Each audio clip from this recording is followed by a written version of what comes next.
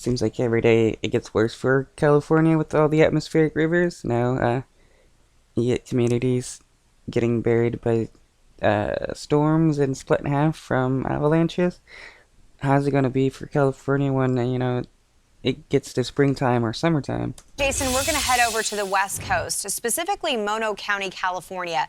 They've been dealing with heavy snow since December. It has been a very long winter, and although there's that silver lining of what the snowpack means for the drought, it has caused a huge concern, especially when it comes to avalanche threat and keeping local residents safe. In fact, we have 13,000 people that call this beautiful county home in California.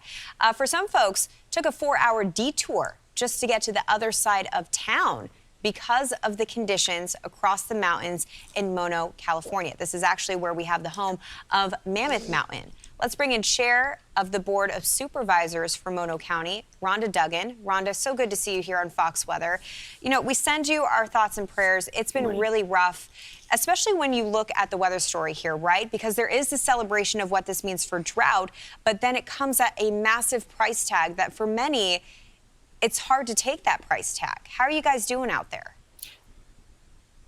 Well, good morning, Britta. Thanks for having me. Well, we're hanging in here, and it's a balmy 17 degrees here through most of the county, but this has really been quite a winter. Yes, it's great to have the snow, but what we're experiencing now is cut our communities in half here, and you're talking about the community of Mono City right on beautiful Mono Lake in the midsection of our county.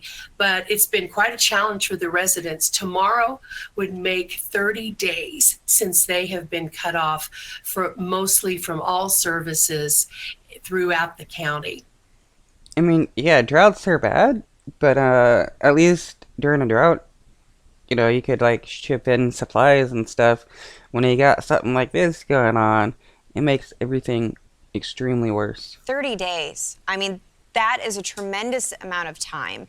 We're talking about a 4-hour detour. So, Rhonda, realistically, are people actually taking this 4-hour detour, or are they just kind of having to hold tight and people are coming in with supplies?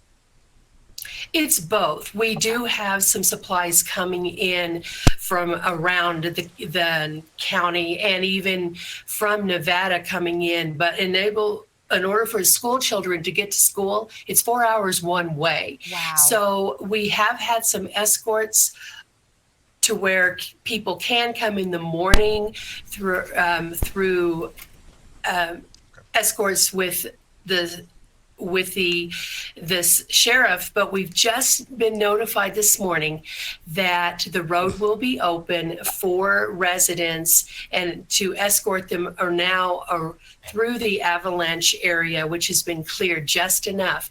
So now that 4-hour drive has been cut down to hopefully 20 minutes. And that's the beginning of allowing us to get back to life around here. So provided the weather holds out, we'll be able to get more supplies and everything to the residents of the area. Rhonda, that really puts it in perspective right there.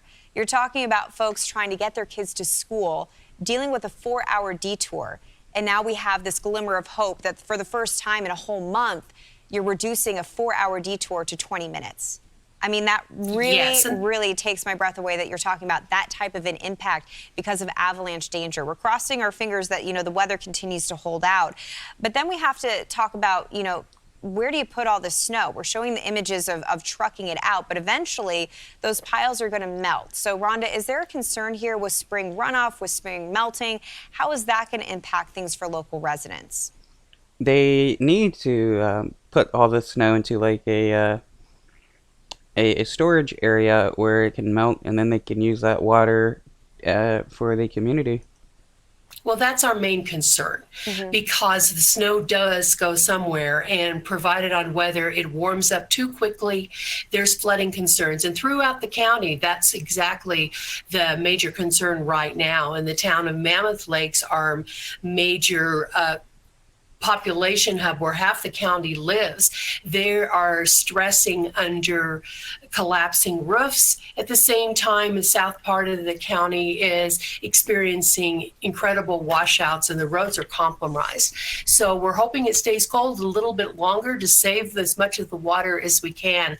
But this is ongoing. It's going to take a long time for the county to recover economically, but we're just happy now that we are able to connect a little bit more and help out the rest of this residents that live here and get ready for where everyone comes to see us, because we're a tourism-based economy and a gateway to Yosemite really is the key to our survival here. So we're hoping that things go well next week, and check back with us next week and we'll see what we have available for the weather here, because we've had it all. And Rhonda, we definitely will be checking